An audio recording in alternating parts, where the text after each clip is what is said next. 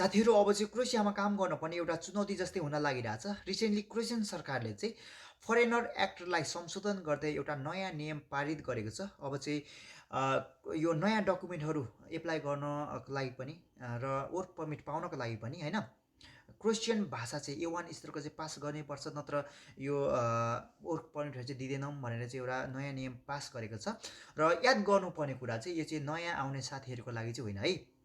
जो साथीहरू चाहिँ 1 वर्षदेखि यहाँनिर काम गरिरहनु भएको छ र उहाँहरूको डकुमेन्ट चाहिँ 1 वर्षपछि सकिन्छ र 1 वर्षपछि नयाँ डकुमेन्ट एप्लाई गर्नको लागि चाहिँ होइन, एप्लाई गर्नुभन्दा अगाडि नयाँ डकुमेन्ट पाउनको लागि चाहिँ एप्लाई गर्नुभन्दा अगाडि चाहिँ एउटा इक्जाम लिइन्छ र त्यो इक्जाममा चाहिँ पास भएन भने चाहिँ डकुमेन्टहरू चाहिँ दिँदैन, नयाँ पर्मिट दिँदैन भनेर चाहिँ एउटा नयाँ यो नियम चाहिँ पारित गरे हो।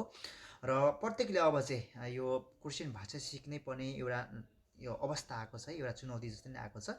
र यो चाहिँ स्पेसल्ली होइन, योभन्दा अघिल्लो वर्षहरूमा चाहिँ धेरै चाहिँ यो कन्स्ट्रक्सन लाइनमा चाहिँ साथीहरू आइरहनु भएको थियो होइन, वर्क पर्मिट चाहिँ दिइरहेको थियो।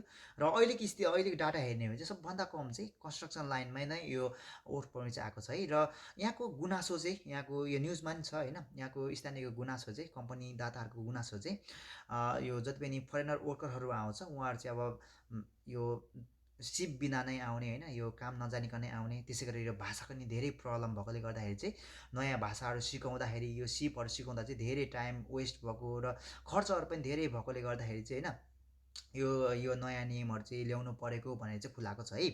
र फेरि पनि भने यो चाहिँ स्पेसली यो नयाँ आउने साथीहरूको लागि चाहिँ होइन, यो जतिजनाको चाहिँ अब 1 वर्षपछि डकुमेन्ट सकिन्छ र नयाँ डकुमेन्टको लागि एप्लाई गर्दाखेरि चाहिँ यो भाषा परीक्षा दिनुपर्ने हो र यसमा चाहिँ पास हुनैपर्छ भनेर चाहिँ यो न्युज चाहिँ आएको। अब जो साथीहरू चाहिँ अब मलाई जस्तै भाषा आउँदैन उहाँहरूले चाहिँ अब चाहिँ दिनको 5-10 मिनट भए पनि 1-2वटा वर्ड चाहिँ सिक्ने बेला आएको छ है। अब एक दिन त अब एक न एक दिन त अब यो डकुमेन्ट डेट त सकिन्छ, अब नयाँ डकुमेन्ट त चाहियो, त्यसको लागि एप्लाई गर्नु पऱ्यो।